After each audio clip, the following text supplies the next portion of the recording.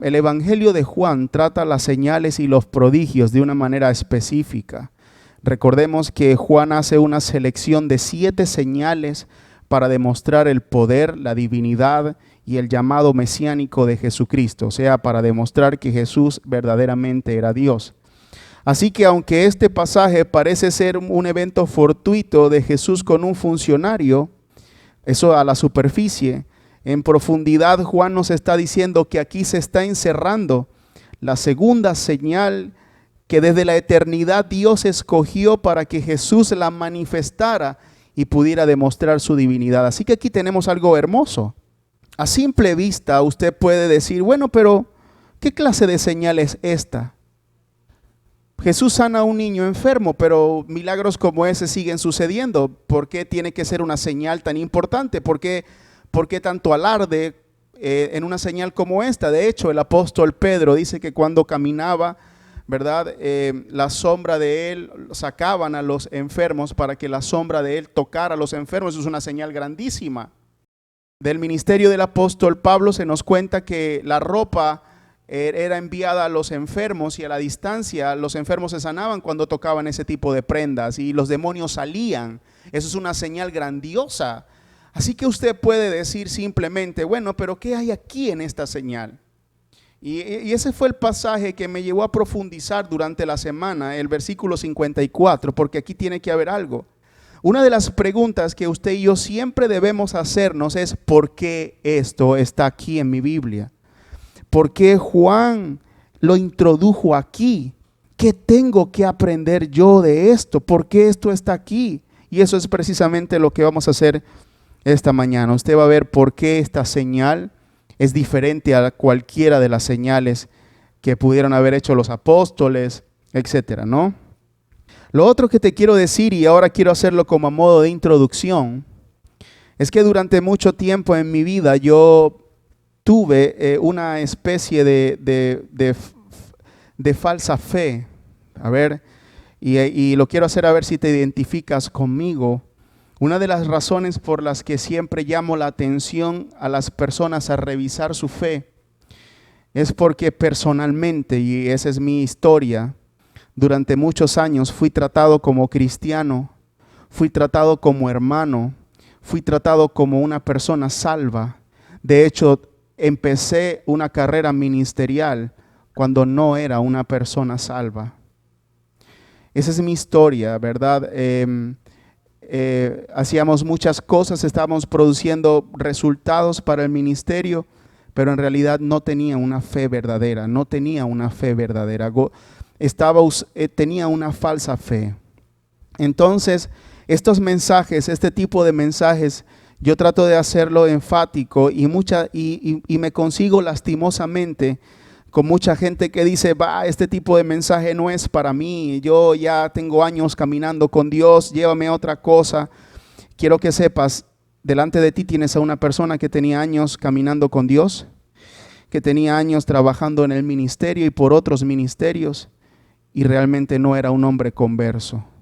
Sé de evangelistas que han llenado estadios y han llevado a miles de personas a un encuentro con Dios y no eran salvos, dado su propio testimonio, dicho por ellos mismos. Te lo quiero suplicar esta mañana. No te consideres, y no es que quiero poner en tela de juicio tu conversión, ni que tu seguridad de salvación se vea estropeada por lo que yo te voy a decir. Lo que te quiero pedir es un corazón enseñable esta mañana para que tú mismo puedas reflexionar, escudriñar y ponerte a prueba. En 1 Corintios, el apóstol Pablo le pide a los corintios que por favor examinen su fe, que se examinen ellos mismos en el contexto de la cena del Señor, lo recordarás. Y en 2 Corintios le vuelve a repetir la idea y le dice que por favor examinen su fe a ver si continúan en ella. El examen de la fe es un trabajo nuestro. Esta mañana yo solamente quiero que tengas el corazón enseñable y analices tu verdadera fe. Por favor, escúchame porque el tema es serio. No importa si sabes doctrina, no importa si estudiaste en un seminario, vuelvo y digo, no importa si eres pastor, No importa si oras y sientes a Dios. Quiero que sepas que hay tal cosa como una falsa fe. Y la Biblia está llena de muchas advertencias. Hoy vamos a ver en este pasaje varias cosas.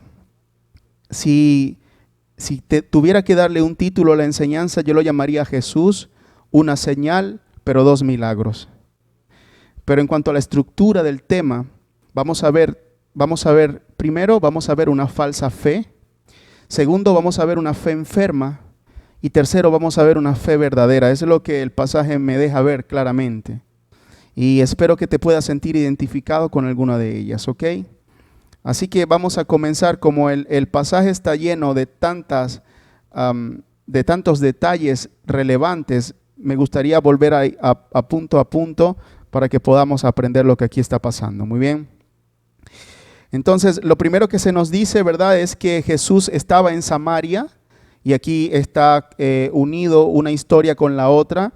Dice que después de los 2 días que Jesús pasó en Samaria, entonces decidió, ¿verdad?, ir rumbo a Galilea. Y eso es muy importante, ¿no? Básicamente por lo siguiente: en Samaria estaba literalmente ocurriendo un avivamiento. Jesús comenzó predicándole a una mujer samaritana. La mujer samaritana se convierte y comienza a testificar abiertamente a todos sus vecinos. Los vecinos van a donde Jesús y comienzan a escucharlo y le ruegan que por favor no se vaya. Y al final de todo esto, Juan nos dice que esta gente por la predicación de Jesús, esta gente había entendido que este era el Salvador del mundo, ¿verdad? Así que aquí tenemos un avivamiento. Vemos a Jesús en cierta manera estaba siendo honrado en Samaria, ¿verdad? Imagínate el título Salvador del mundo, ya se lo habían asignado. No puede haber un título más importante, ¿verdad? Quizás el título más relevante en aquella época era el título del César, pero ahora aquí se le da el título del Salvador del mundo. De hecho, al César se le consideraba muchas veces como el Salvador del mundo. Así que lo que Samaria estaba considerando en Jesús era que verdaderamente este era más que el César. Este era el Salvador del mundo, el Hijo de Dios. Lo estaban tratando bien, lo estaban escuchando, lo estaban honrando, lo estaban llenando de honores, quizás ya lo estaban alabando, pero él tiene que partir. Y la razón por la que él tiene que partir es porque había una señal que tenía que manifestar en Galilea, ¿verdad? Y una de las cosas que vemos aquí es que precisamente en Galilea a Jesús no lo estaban tratando bien, ¿ok? Hay algunos detalles, puedes verlo en los otros evangelios, pero resulta interesante que en Nazaret de Galilea a Jesús lo habían intentado matar. Él estaba predicando en una sinagoga, predicó un mensaje muy fuerte, ¿verdad?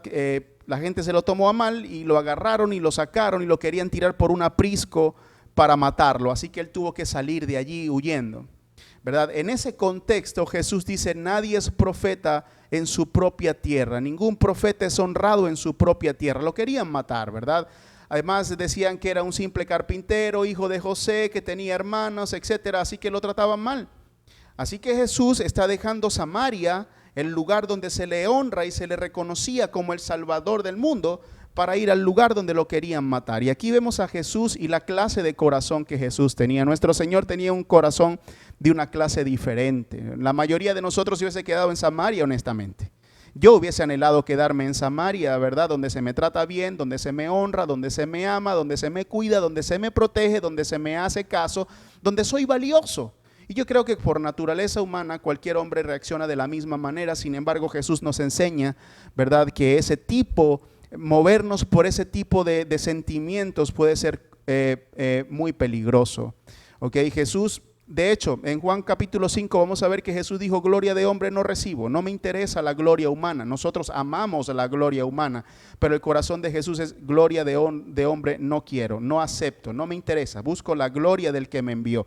Y en Juan capítulo 6 vemos algo similar. Las multitudes querían hacer rey a Jesús y Jesús huyó de ellas y se fue a las cumbres a pasarla solo. Nosotros nos hubiésemos echado en los brazos de la multitud y que nos coronaran rey. Pero Jesús está enseñándonos que el amor a la fama, la vida de celebridad que tanto hoy se añora, ¿verdad?, los aplausos y el reconocimiento tienden a enfermar el corazón.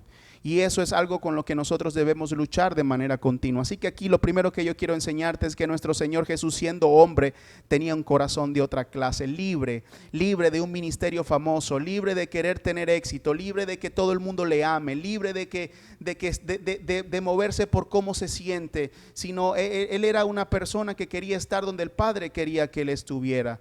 Señores, mira, hoy veo tanta gente brincando de iglesia en iglesia. Si imitáramos más a nuestro Señor, aprenderíamos a echar raíces donde el Señor nos pone, a pesar del dolor y del sufrimiento.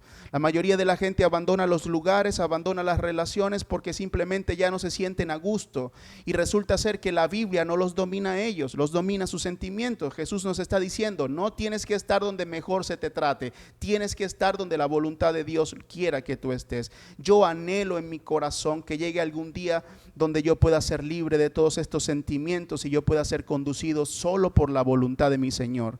Y no solamente donde se me ame, sino también donde el Señor quiere que yo esté. Y eso es extraordinario. Y aquí Jesús no está solamente haciendo un derroche de su corazón y está diciendo: hey, miren la calidad de hombre que yo soy, sino se nos está llenando de esperanza y nos está diciendo: un corazón como este es posible tenerlo. Entonces aquí vemos que podemos estar anhelando un corazón que no ama el orgullo, anhelando un corazón que no busca la gloria propia, libre de todas esas cosas, y simplemente amando a nuestro Señor y Salvador. Wow, qué libertador es esto, ¿no? Pero esto es lo que está pasando al principio, ¿verdad? Y eso es lo que Juan nos está diciendo. Juan nos está diciendo: Jesús abandonó Samaria, el lugar donde se le honraba, y se fue a Galilea, el lugar donde se le deshonraba. Wow, qué tremendo. Y eso es lo que está pasando aquí. Pero lo siguiente que sucede a partir del versículo 45 es la demostración de una falsa fe, y vamos a leerlo juntos. Cuando llegó a Galilea fue bien recibido. Y usted podría decir: pero ya va, Jesús dijo que en esa tierra no se le recibía con honra porque no hay profeta honrado en su propia tierra. Y ahora Juan nos pone aquí que Jesús había dicho eso, y ahora nos dice que los galileos los reciben bien, ¿verdad? Pues estos habían visto personalmente todo lo que había hecho en Jerusalén durante la fiesta de la Pascua, ya que ellos habían estado también allí. Resulta ser algo importante lo que te voy a decir, y esta es característica de una falsa fe, y es lo que podemos ver aquí. Esta muchedumbre de personas de Galilea reciben a Jesús y lo reciben bien. Ok, recibir a alguien bien no significa que se le está honrando. Nosotros podemos recibir bien a Jesús en nuestra vida, y lo voy a poner entre comillas, y sin embargo deshonrarlo. Juan claramente nos está diciendo en el pasaje que la razón por la que los galileos recibieron a Jesús bien era porque ellos personalmente habían visto las señales que Jesús hacía durante la fiesta de la Pascua. Es decir, recibieron bien a Jesús por lo que hacía y no tanto por quién era. No lo recibieron porque Él era el Mesías, no lo recibieron porque Él era el Hijo de Dios, no lo recibieron porque era el Rey del universo, digno de adoración y gloria, no lo recibieron como el Cristo ensalzado, el que irá de morir por nosotros. Lo recibieron por los beneficios que producían sus señales y los milagros que estaban haciendo. Una fe muerta, una falsa fe, como usted quiera llamarlo, siempre presenta estas características. Reciben a Jesús por los beneficios que recibe de Jesús su vida. Mucha gente recibe a Jesús por miedo a ir al infierno, pero no porque Jesucristo sea el Rey digno de obediencia. Lo que estaba sucediendo en Galilea es que estaban recibiendo a un obrador de milagros, algo parecido como un mago itinerante. Eso es lo que estaban viendo esta gente. Y muchas veces las personas hoy están recibiendo a Jesús como un simple obrador de milagro.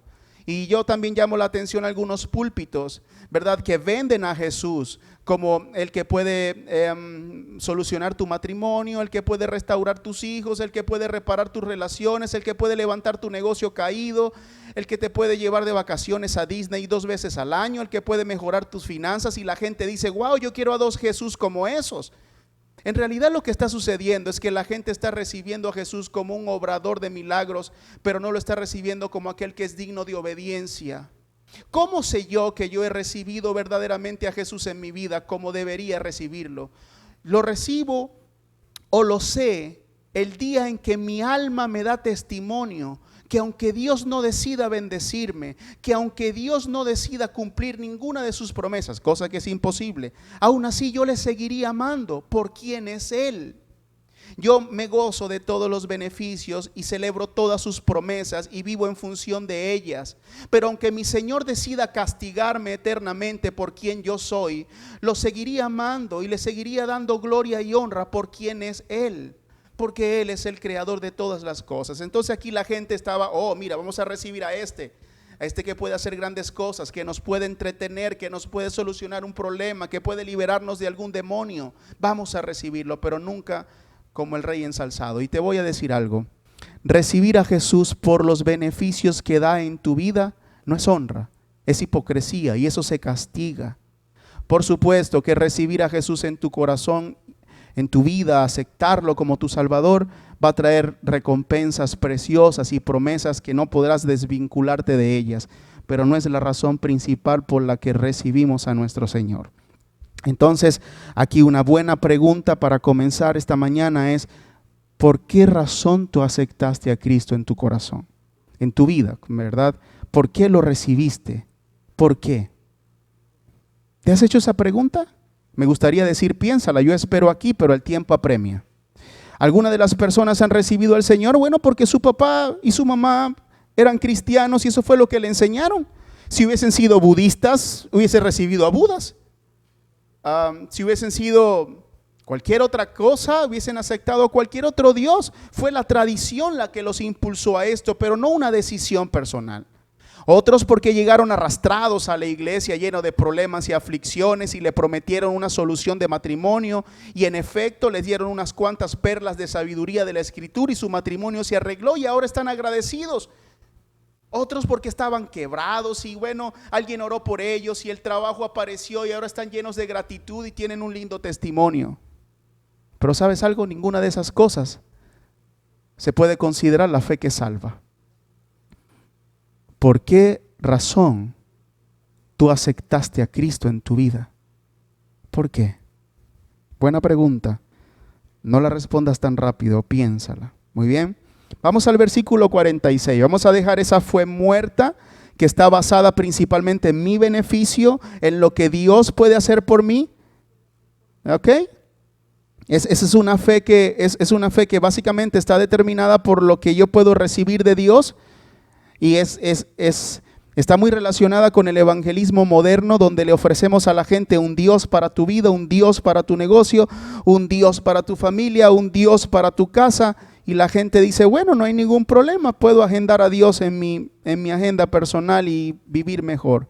Entonces estamos ofreciendo a Jesús como un amuleto, cuando el verdadero evangelio ofrece a Jesús como el Señor de la gloria.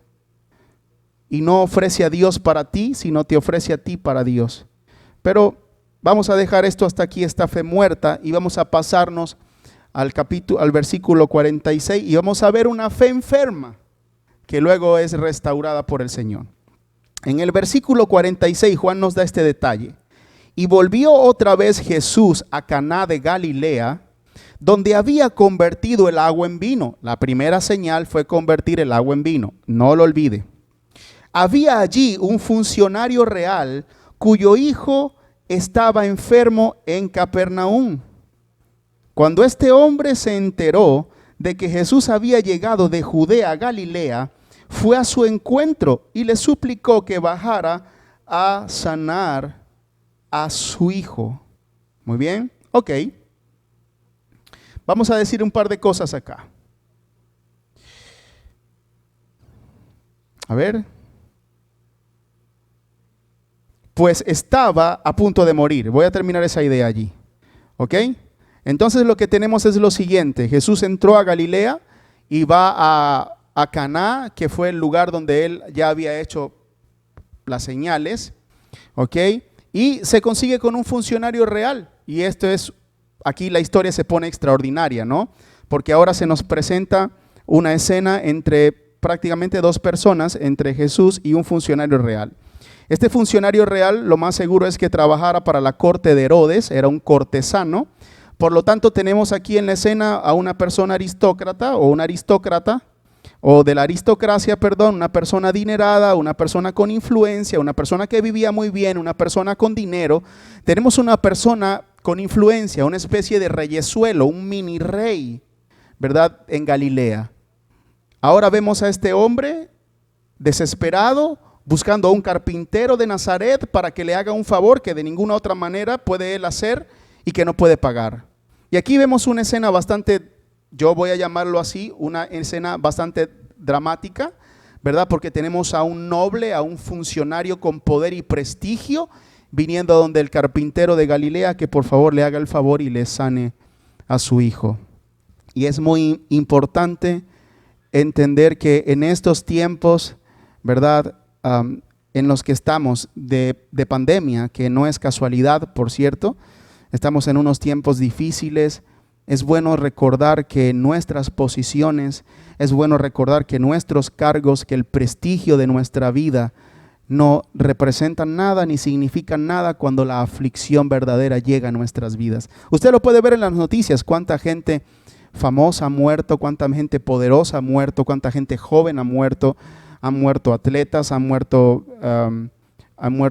celebridades, han muerto políticos, han muerto de toda clase de gente, ¿verdad? Cuando la aflicción llega a nuestra vida, verdaderamente no hay nada que hacer por los cargos que tenemos, por la posición que ocupamos, por las relaciones que tenemos o por el dinero que manejamos. En realidad, solamente Dios puede ayudarnos. Es bueno recordar, toda esta situación nos ha hecho sensibles y nos ha hecho entender que en realidad vale muy poco lo que yo hago en esta vida. Y es triste para este funcionario que vivía en los pasillos de la corte, que tenía toda clase de honores, ver a su hijo morir. Como dijo un comentarista bíblico, que no lo tengo por aquí, pero voy a resumirte lo que dijo. Él dijo que es lamentable para la vida de este cortesano que después de tanto prestigio y una vida en el palacio, ahora tenga que ver, ¿verdad?, la furia de una fiebre gimiendo en la voz de su hijo más amado. Y eso es precisamente lo que está sucediendo aquí. Vemos a este hombre corriendo a donde el Señor para que por favor le haga un favor. Y quiero entrar en esta materia. Aquí vemos, te voy a decir por qué la fe de este hombre no estaba muerta como la de los galileos, sino que da razones de vida. Esta fe como que estaba allí, intentando madurar tal vez. Lo primero que podemos ver y aprender de este hombre es que este hombre no le dice a Jesús: hey Jesús, mira, yo soy el cortesano tal. Él no llega y presenta sus credenciales. Él no llega y le dice: yo soy fulano de tal, yo trabajo para Herodes. Hey Jesús, necesito que vayas. Él no le dio una orden a Jesús. La carta de presentación de este funcionario fue su miseria y su necesidad, no su posición. La razón por la que mucha gente no llega a donde Dios es porque quieren venir a Dios con sus credenciales, con su juventud, con su belleza, con su poder, con sus adquisiciones, con lo que saben. Y Dios no puede obrar así, no quiere obrar así. Este funcionario real llega con una necesidad, su súplica era por la necesidad, porque el día fatal estaba cerca para su familia. Y aquí vemos un gran ejemplo. No hay otra manera de llegarle a Dios si no es abandonando lo que somos, dejando atrás lo que tenemos, dejando el orgullo y llegándonos con una súplica humillante, reconociendo al Señor que al menos que Él obre, la muerte llegará a nuestra vida. Si usted se va a acercar a Dios, si usted va a tener pretende tener una relación con Dios, usted tiene que abandonar lo que es. Usted tiene que abandonar sus títulos, sus honores, sus razones de orgullo y venir aquí con un corazón quebrantado y decirle al Señor: esta es mi necesidad, mi alma necesita de ti. Usted no puede olvidar eso. Entonces, el funcionario real nos da un buen ejemplo en este caso. Si nos vamos a acercar a Jesús, acerquémonos humildemente, reconociendo nuestra necesidad de Él. No lo impresionemos, nada de nosotros nos impresiona. De hecho, en el Salmo 51:7, mira lo que leemos. El sacrificio que te agrada es un espíritu quebrantado. Tú, oh Dios, no desprecias al corazón quebrantado y arrepentido. Si hay algo que Dios no desprecia, es el corazón quebrantado y arrepentido. Mas la Biblia nos dice que al orgulloso y al soberbio, Dios lo mira de lejos. Y en Jeremías 9:24 leemos esto: si alguien ha de gloriarse, que que se gloríe de conocerme y de comprender que yo soy el Señor, que actúa en la tierra con amor, con derecho y justicia, pues es lo que a mí me agrada, afirma el Señor. Si hay algo que a Dios le agrada es que usted y yo nos gloriemos en conocerle y amarle, más nada. Esa es mi gloria, ese es mi honor, ese es mi orgullo, por decirlo de alguna manera. Esa es la razón, ese es mi estandarte, esa es la razón por la que esos son mis honores, eso es lo que nadie me va a quitar, el que yo conozco a Dios y que lo amo y Dios se agrada en que yo me gloríe en eso. Si vas a venir a Dios esta mañana, tienes que entender que tienes que hacerlo humillado. El funcionario lo hizo de manera humillada. Ok, así que aquí vemos, por eso digo, esta fe no estaba tan muerta, este hombre vino con una necesidad. Déjame seguirte leyendo, ¿verdad? Ahora, Juan nos dice en la narrativa que por favor bajara a sanar a su hijo, pues estaba a punto de morir. Y Jesús le dice, ustedes nunca van a creer si no ven señales y prodigios, le dijo Jesús. Una vez más vemos esta actitud de Jesús difícil de entender.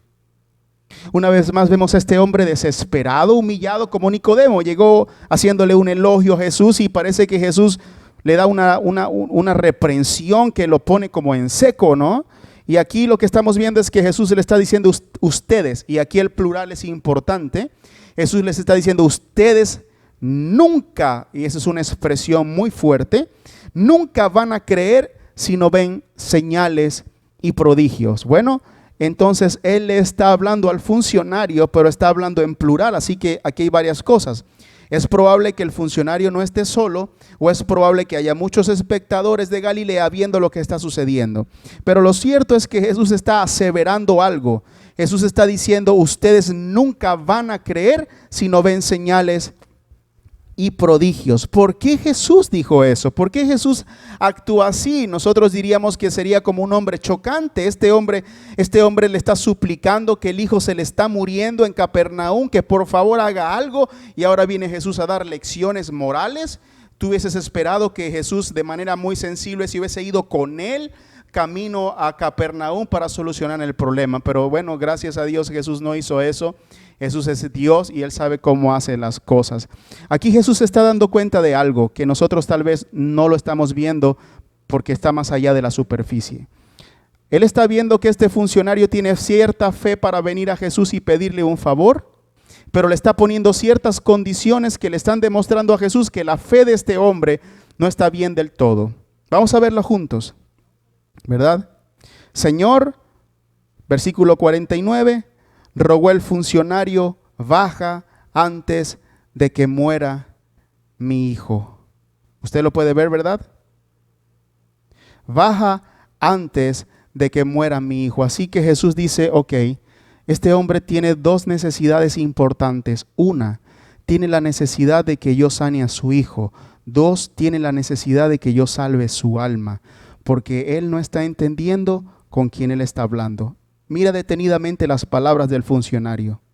El funcionario le dice, baja antes de que muera mi hijo. Es como si el funcionario le estuviera diciendo, mira Jesús, yo sé que tú tienes el poder de sanar a mi hijo, pero tienes que ir hasta donde él está y obrar el milagro.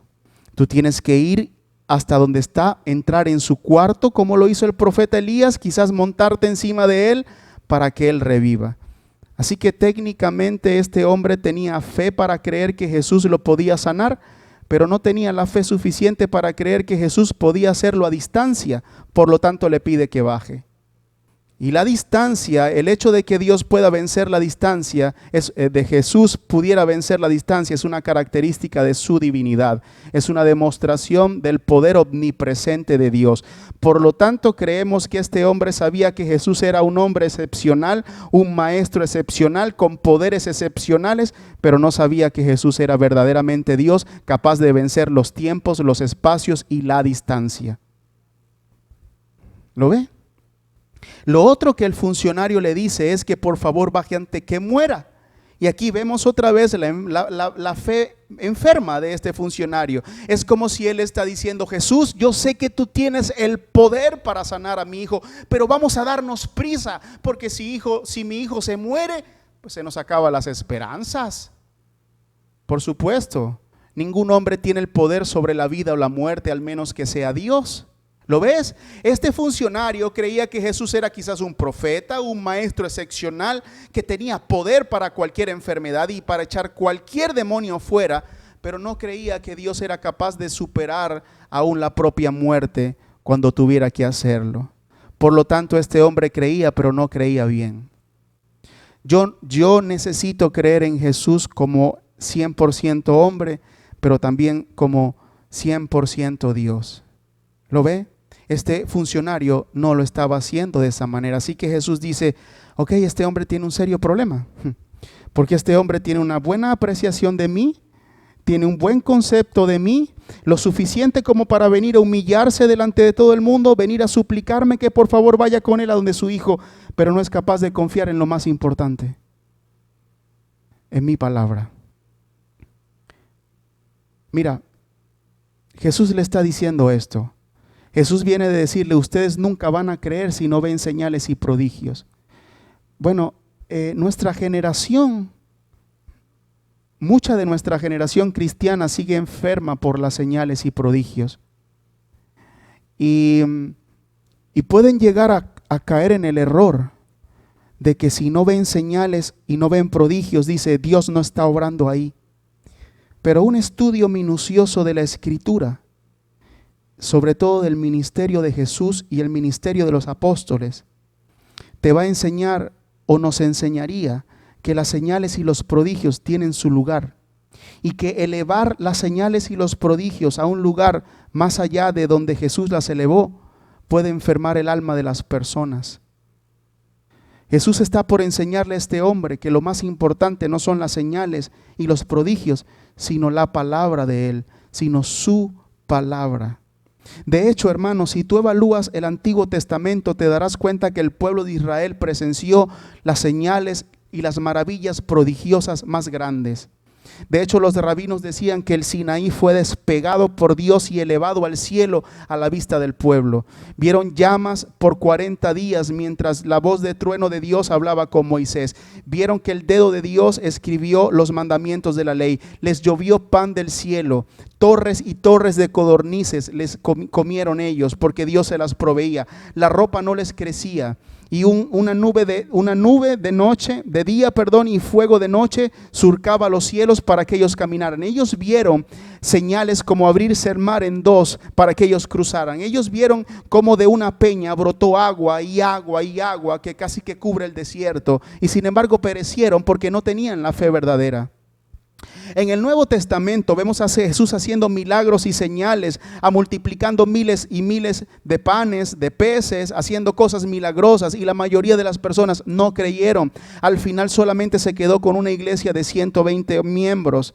En el libro de los Hechos vemos también a los apóstoles produciendo señales y milagros poderosos, mientras transicionaba la era del antiguo pacto y entraba en vigencia la era del Espíritu. Pero tú poco a poco te das cuenta que en el ministerio del apóstol Pedro, en el ministerio del apóstol Pablo, las señales fueron menguando. De hecho, no vas a conseguir ninguna carta, ninguna epístola donde los apóstoles le piden que por favor obren señales y milagros poderosas para testificar o dar evidencia del poder de Dios. No lo ves. Te das cuenta que hay un desinterés en la medida en que el canon de la Escritura se va completando y la palabra va tomando victoria y auge dentro de la iglesia. El interés por las señales y los prodigios y los milagros comienza a menguar hasta que prácticamente al final del Nuevo Testamento desaparece por completo. Y no estoy diciendo que nuestro Dios es un Dios cesacionista. Lo que estoy diciendo es que la fe verdadera cristiana es una fe sencilla. Cree en la palabra, no en las señales, no en las maravillas, no en los prodigios. Tienen su lugar y damos gracias a Dios por todas estas teofanías que ocurrieron. Pero lo que Jesús está enseñando aquí es que un corazón que necesita señales, milagros, confirmaciones y prodigios es una fe que no está bien. La fe sencilla solamente cree la palabra. Así que mira la sabiduría que yo veo de Jesús en esto. Jesús le dice, ok, este nunca va a creer, Cree que yo puedo sanar a su hijo, pero evidentemente me está pidiendo que baje con él. Él tiene miedo de que su hijo muera, porque si yo no llego a tiempo y este hijo muere, no hay nada que hacer. Yo lo voy a probar, yo lo voy a enseñar. Y mira lo que Jesús le dice en el versículo 50. Esto es increíble. Jesús le dice: vuelve a casa, que tu hijo vive, le dijo Jesús. Es todo. Es todo lo que Jesús le dice. Ok, los que me conocen saben esta historia de mi vida. Hace un tiempo atrás, nuestra hija sufrió un ataque de convulsión y literalmente mi hija se desvaneció en mis brazos. Estaba con mi esposa aquí en casa, pero ella estaba fuera del cuarto, yo estaba en el cuarto. Y en verdad, si usted ha visto una convulsión febril, usted sabe que hay un instante de la convulsión donde parece que la persona literalmente ha muerto, ¿verdad? No respira, está blanca, literalmente parece que está muerta la persona. Ese instante para mí fue como tan fuerte que yo en verdad no sabía qué hacer.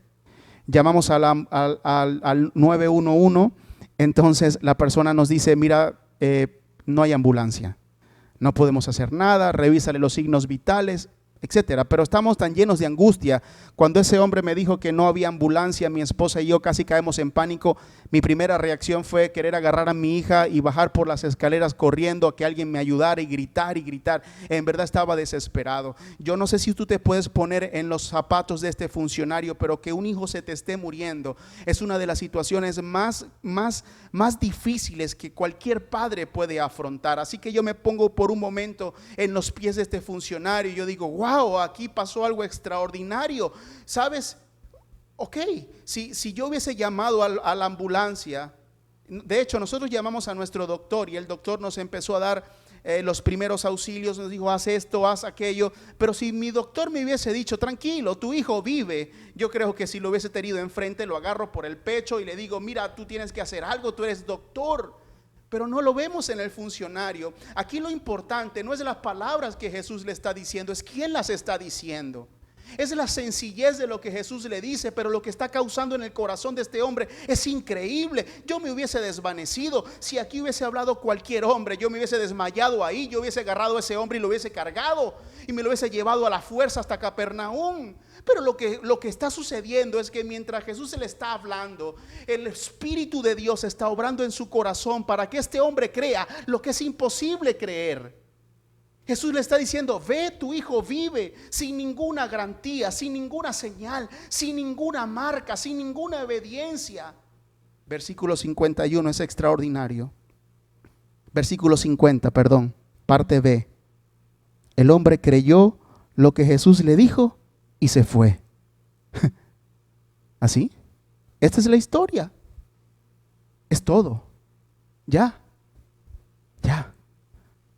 La gracia poderosa del Espíritu Santo obró en este hombre. Se fue. ¿Sabes? No le dijo Jesús: no, Jesús, tú no me estás entendiendo, tú eres un maestro insensible, yo me voy a buscar a otro doctor. No lo agarró, lo cargó y se lo llevó, lo montó en el asno y se lo secuestró y le dijo: ahora lo tocas porque yo soy el cortesano y tú me tienes que hacer caso. Su hijo se estaba muriendo. Tú me entiendes si eres padre. Pero él simplemente se fue. Ya es todo. ¿Qué pasó? Vuelvo y digo, no son las palabras que Jesús dijo, fue quien las dijo.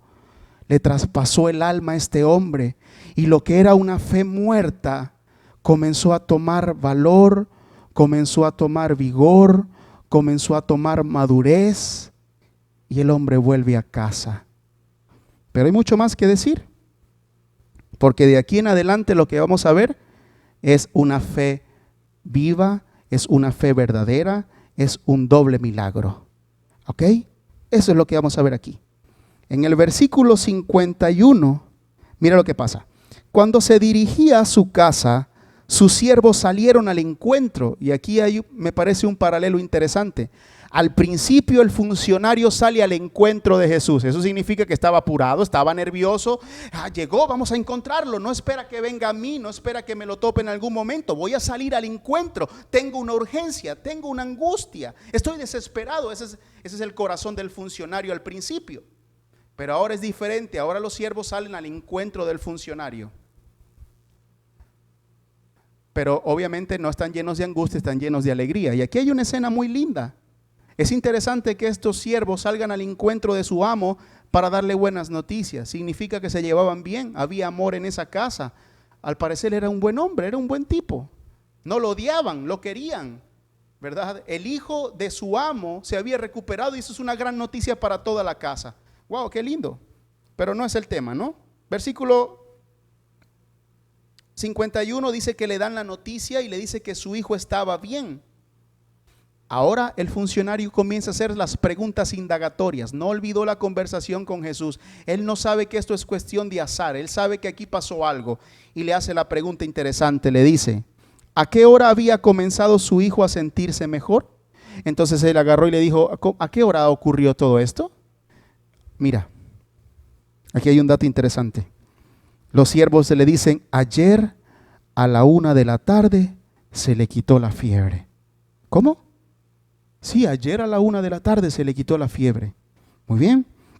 Entonces el padre se dio cuenta de que precisamente a esa hora Jesús le había dicho, tu hijo vive.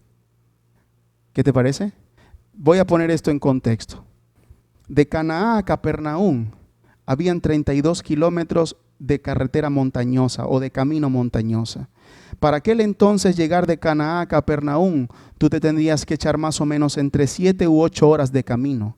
Sin embargo, estos siervos le están diciendo al funcionario que esto ocurrió ayer a la 1 de la tarde. ¿Dónde estaba el funcionario? Debió haber llegado a las 9 de la noche. Al menos que tenga una fe tan vibrante y tan grande que le haya dicho, vamos a tomarnos el tiempo, ya Jesús hizo el milagro. Wow, no sé si lo puedes ver. Digo, yo hubiese corrido hasta mi casa y hubiese llegado a las 9 de la noche. ¿Me entiendes? Porque si Jesús falló, tengo que buscar otro doctor. Pero este llegó al día siguiente. No sé, hay muchas cosas que podemos meditar y sencillamente concluir. Pero es como si este hombre dijo, ¿sabes qué? Ya Jesús lo dijo, no hay apuro. Mamá está en casa, los siervos están en casa, el niño ya está bien, hagamos unas cosas en Canaán y volvemos mañana en la mañana. Wow, qué tremendo, qué clase de fe. Por supuesto, esta fe solamente la puede colocar Dios en la vida del hombre. No te estoy diciendo levántate de este servicio y comienza a hacer una resolución y di a partir de este momento voy a creerle a Dios como el funcionario real. No lo vas a poder hacer. Una fe como esta solamente la obra Dios mismo. Eso fue lo que Jesús hizo. Jesús dijo, yo puedo bajar con este hombre y acompañarlo hasta su casa. Y puedo predicarle el evangelio a él en el camino. Y cuando llegue a casa yo puedo predicarle el evangelio a sus hijos y a su siervo y que todos se conviertan. Pero yo quiero hacer algo más grande en el corazón de este hombre. Yo quiero enseñarle a que dependa de mi palabra y de mis promesas. Porque mi palabra y mis promesas soy yo mismo. Este hombre más nunca creería, no le importaban las señales, no le importaban los prodigios, sino aprendió a confiar en la palabra de Dios. ¿Sabes algo? Tú debes hacer lo mismo.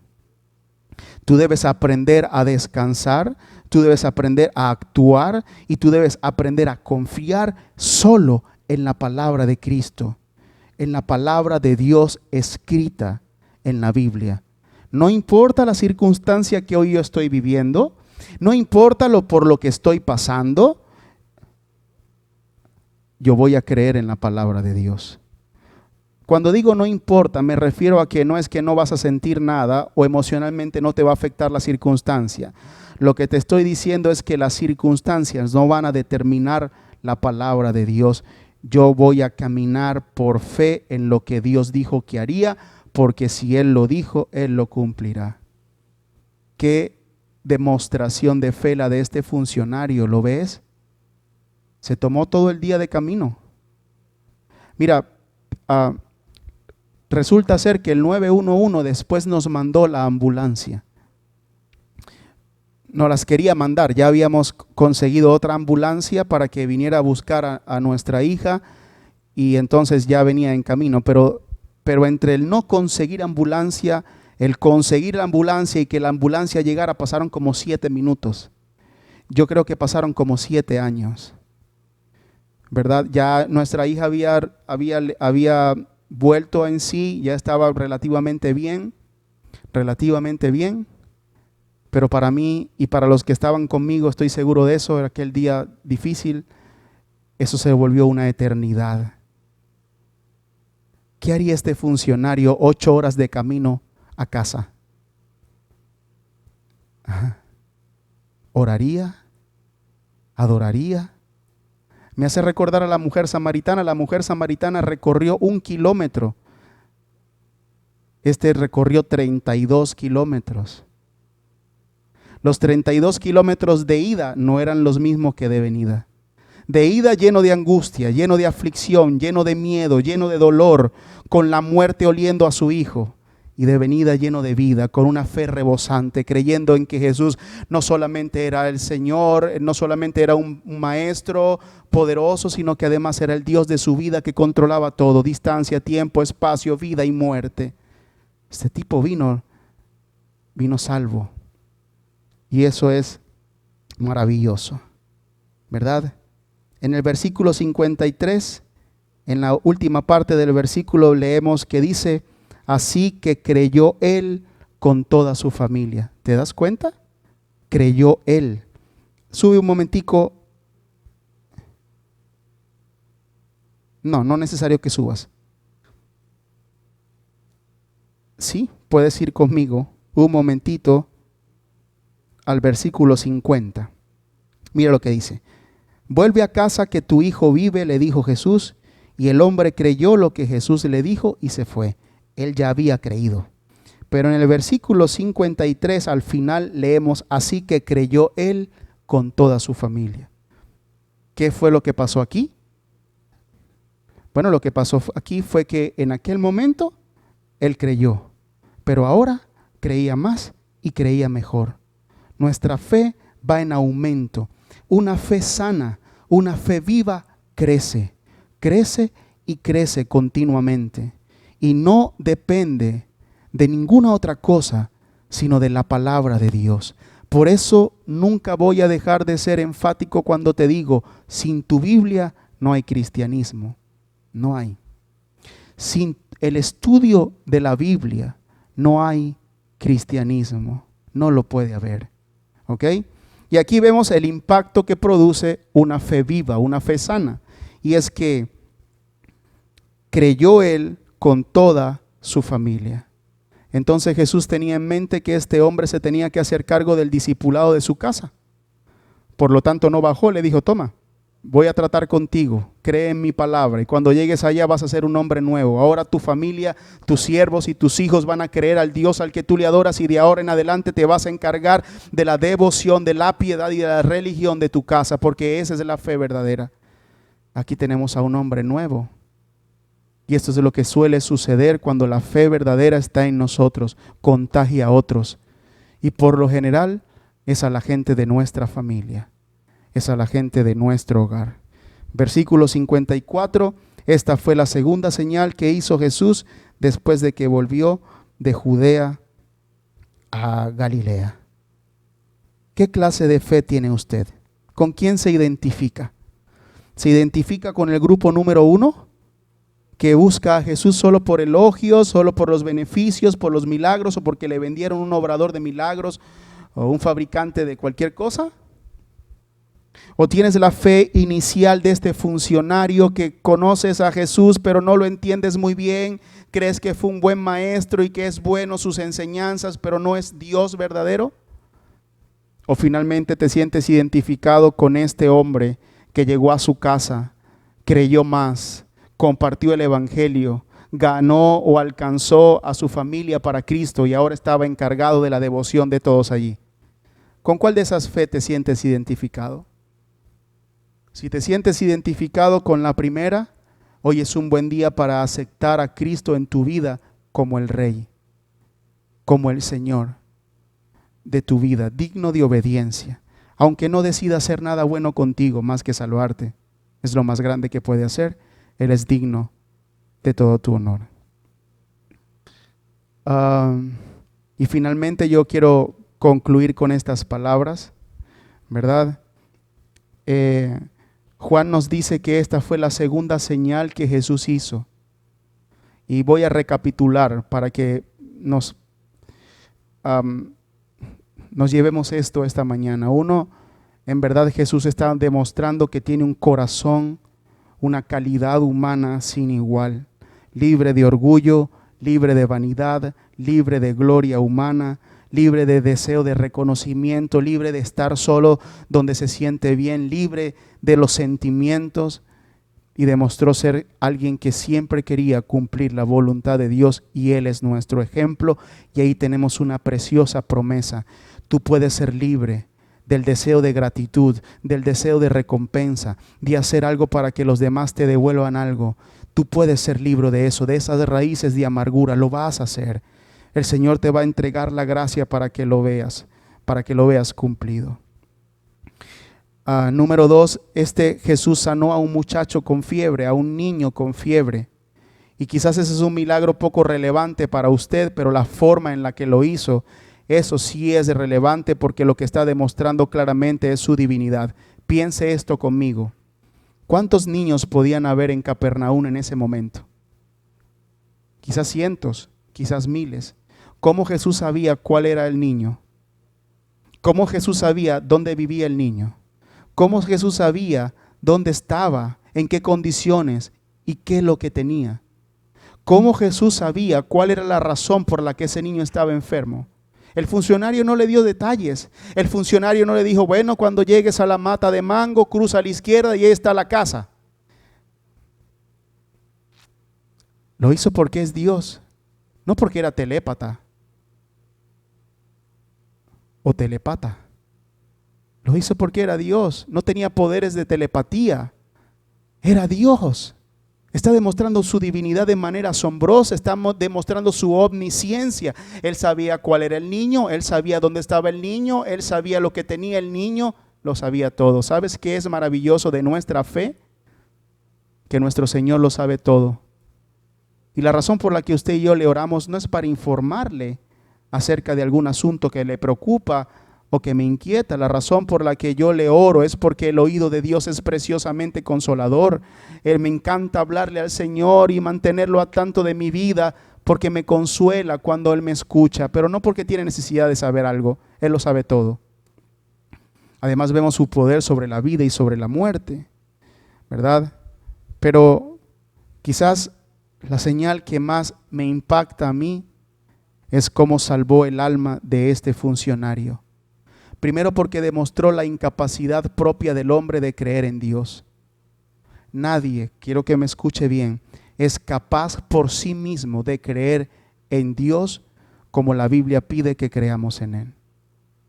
Digo, honestamente, usted se puede levantar esta mañana y decir, yo creo, voy a creer que Dios es el Salvador del mundo, que es digno de mi adoración, de mi alabanza, que voy a entregar esta vida para ganarla de allá, que voy a tomar mi cruz y voy a seguirle, que de hoy en adelante voy a dejar de vivir para Él y voy a comenzar de vivir para mí y voy a comenzar de vivir para Él, que voy a estar dispuesto a dar mi vida misma por amor a Él. Por Dios, nadie hace algo así por Dios.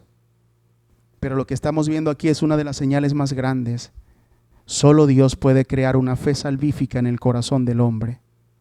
Si usted no tiene esa fe salvadora o duda tenerla, lo único que usted debe hacer es decirle, Señor, necesito la fe que salva. Déjame creer en ti como tu palabra pide que crea. Líbrame del engaño en esta mañana. Líbrame de la fe falsa, de la fe muerta. Líbrame de mis intereses, de mi arrepentimiento egocéntrico. Líbrame de todas esas cosas y déjame creer que tú eres el único Dios verdadero. Y finalmente voy a decir dos cosas de profunda consolación para el pueblo cristiano. Una, la primera señal que Dios hizo, la hizo en Galilea también, en Canaán, pero la hizo en el marco de una celebración, una fiesta. La segunda señal la hace en el marco de un lecho de muerte. Nuestro Dios es Dios tanto en los momentos de alegría como en los momentos fatales. A veces solemos pensar que el Señor Jesús solamente está interesado en los problemas, en los dolores y en los días de angustia, Pero no, señores, aquí estamos viendo a un Dios suficiente para toda circunstancia. Está tan interesado en los momentos alegres de su pueblo como también en los momentos difíciles de su pueblo. La alegría no es un pecado. Pecado es la razón por la que te alegras. Pero si tu alegría está en Dios, Dios también está alegre. Aquí tenemos a un Dios que nos quiere ver llenos de gozo y que va a estar contigo en los días de fiesta y también va a estar contigo en los días fatales. ¿No fue Pablo que dijo que estamos con Él en la vida y en la muerte? Estamos con Él en los días de fiesta, en los días de pandemia, en los días de tristeza, en los días de funerales. Estamos con Él y nada nos separará de Él. Qué bueno. Y por último, para aquellos hermanos que están batallando en sus hogares porque tienen algún familiar inconverso, quizás sea tu esposo, tu mamá, algún hijo, tu esposa, no sé, hay diversidad de oyentes, pero lo que vemos en la Biblia de manera habitual, tanto en el Antiguo Testamento como en el Nuevo Testamento, es que cuando la cabeza del hogar o cuando alguien en el hogar se salva, Dios hace el trabajo también en toda la familia.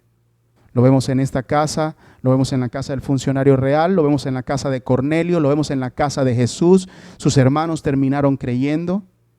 Lo vemos en la casa de Lidia. Así que es evidente que lo más normal es que Jesús salve al miembro de la familia y también al resto de su familia. Así que es cuestión de tiempo. Lo más normal que ocurra es que tu esposo llegue a los pies de Cristo, es que tu esposa llegue a los pies de Cristo, es que ese hijo rebelde llegue a los pies de Cristo. Tú mejora tu fe, tú no dejes de orar por ellos, tú da buen testimonio, tú sírvele al Señor desinteresadamente y el Señor hará el trabajo, el Señor lo hará. Este funcionario pudo haber dicho, ¿por qué no vienes conmigo? Es más fácil, es menos torturoso. Sin embargo, él decidió aceptarlo y creer tal cual lo que Dios le dijo. Y eso es el corazón de un verdadero discípulo. Acepta que Dios haga las cosas como quiere, donde quiere y cuando quiere. Así que hay esperanza para aquellos que tenemos familiares inconversos y queremos verlo rendidos a nuestro Señor. Gracias a Dios por su palabra. Que el Señor nos dé consuelo en este momento. Y siempre hay razones para estar alegre, porque los que estamos en el Señor estamos seguros. Amén.